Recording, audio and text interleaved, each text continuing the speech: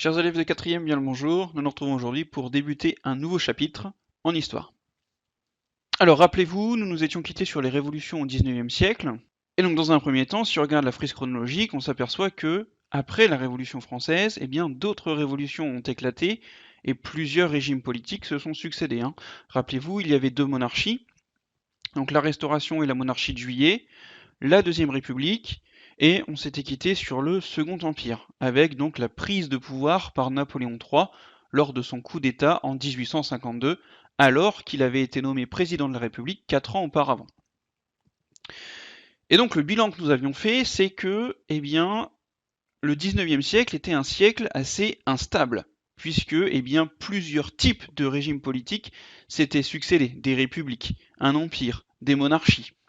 Et souvent, ce qu'il en ressort, c'est que, lors des changements de régime, il y a eu des révolutions, et donc celle de 1830, de 1848, et nous en verrons une autre, qui s'appellera la Commune de Paris au cours de ce chapitre.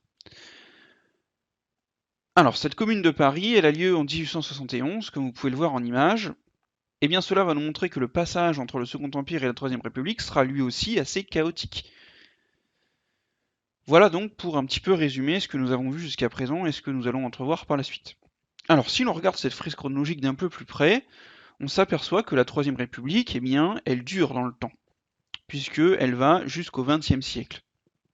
Et donc nous, on va s'intéresser justement à cette Troisième République et essayer de comprendre comment elle se met en place et pourquoi dure-t-elle dans le temps. Donc nouveau chapitre, H6, la Troisième République, un nouvel essai. C'est un nouvel essai puisque c'est la troisième fois qu'on met en place une république en France et on réessaye. Alors, ne soyez pas surpris, il s'agit du chapitre H6. Nous avons un chapitre H5, mais faute de temps pour finir le programme, je suis obligé de faire des choix. Et donc mon choix s'est porté sur ce chapitre plutôt que le chapitre H5 sur les colonies, dont nous aurons l'occasion de reparler donc lors de votre entrée en troisième. Donc une fois ce titre écrit, nous allons commencer l'activité.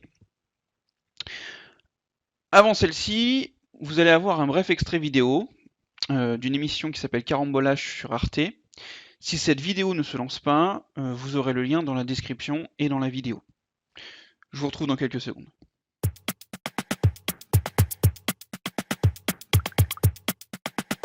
Comme vous le savez peut-être, la France et l'Allemagne n'ont pas toujours été les meilleurs amis du monde. Ce soir, Laure Godino nous guide à travers l'histoire tumultueuse de la guerre franco-prussienne de 1870.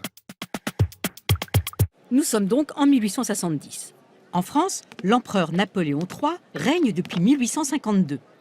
Mais ce neveu de l'empereur Napoléon Ier n'est pas un monarque absolu comme son oncle. Il est à la tête d'un système semi-parlementaire dans lequel les députés ont leur mot à dire. Alors, en juillet, se croyant invincible, Napoléon III déclare la guerre à la Prusse. Mais le temps d'envoyer les troupes françaises à la frontière, les Prussiens sont déjà là. Les combats se déroulent en France et après 6 semaines de défaites consécutives, l'empereur est fait prisonnier à Sedan le 2 septembre 1870.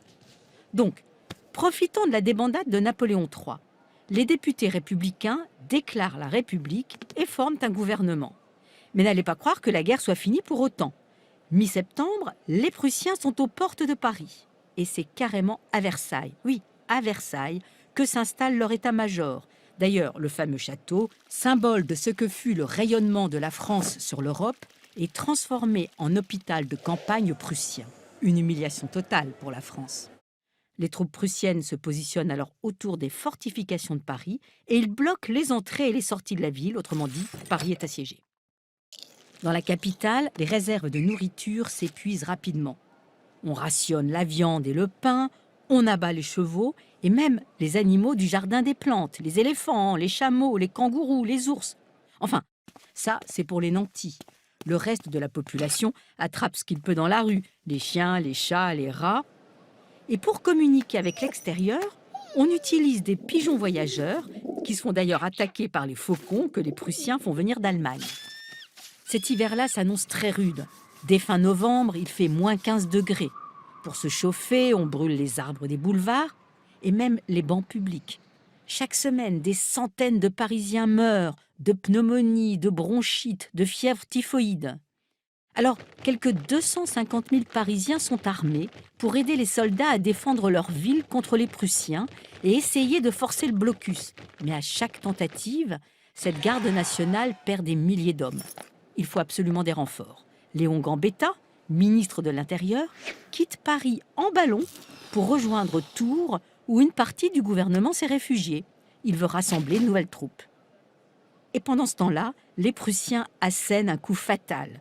Le 18 janvier 1871, dans la galerie des glaces du château de Versailles, le chancelier Bismarck concrétise l'unité allemande en faisant proclamer Wilhelm I, Guillaume Ier en bon français, empereur allemand.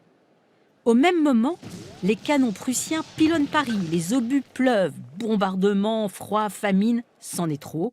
Le 28 janvier, les Français se résolvent finalement à signer l'armistice.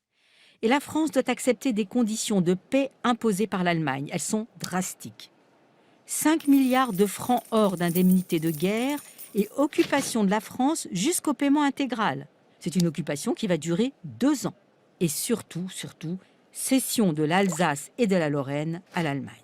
Le 1er mars, les Prussiens paradent avec leurs casques à pointe sur les Champs-Élysées, imaginez. En signe de protestation, les Parisiens suspendent des drapeaux noirs aux fenêtres et ils voilent les statues sur le trajet du défilé. Les rues sont totalement désertes. Le peuple de Paris, qui a résisté pendant 138 jours au siège, ne se sent pas seulement vaincu, il se sent humilié par l'ennemi allemand. Et surtout, il se sent trahi par les Français qui ont accepté cette défaite. Et c'est cette rancœur qui va provoquer très rapidement une guerre civile. Mais ça, c'est une autre histoire, c'est celle de la Commune de Paris.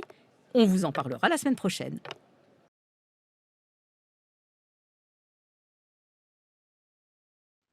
Bien, alors comme vous avez pu le voir, effectivement, lors de la chute du Second Empire avec la capture de Napoléon III, eh bien, la Troisième République se met en place, mais dans des conditions très particulières. Donc, à l'aide de cette carte et de la vidéo que vous allez voir, vous avez 4 questions. Tout d'abord, je vous demande à quelle date cette République est-elle proclamée? Dans quel contexte cette proclamation a-t-elle lieu? C'est-à-dire, eh bien, elle se met en place, mais eh bien, dans quelle situation? Qu'est-ce qui se passe dans le même instant où elle se met en place? Quel est le contexte? Ensuite, en proclamant ce nouveau régime politique, qu'acceptent les députés républicains? Oui, la République se met en place, mais ils doivent accepter des éléments par rapport à la défaite de Napoléon III et du Second Empire. Vous doutez bien que les vainqueurs sur la France attendent des choses. Et enfin, est-ce que les Français soutiennent les idées républicaines? Il faudra expliquer et justifier, et là vous pouvez vraiment vous aider de la carte qui vous montre plusieurs éléments. Voilà, donc prenez le temps d'analyser la carte, on prendra la correction la fois prochaine. Je vous souhaite bon courage, et je vous dis à très bientôt.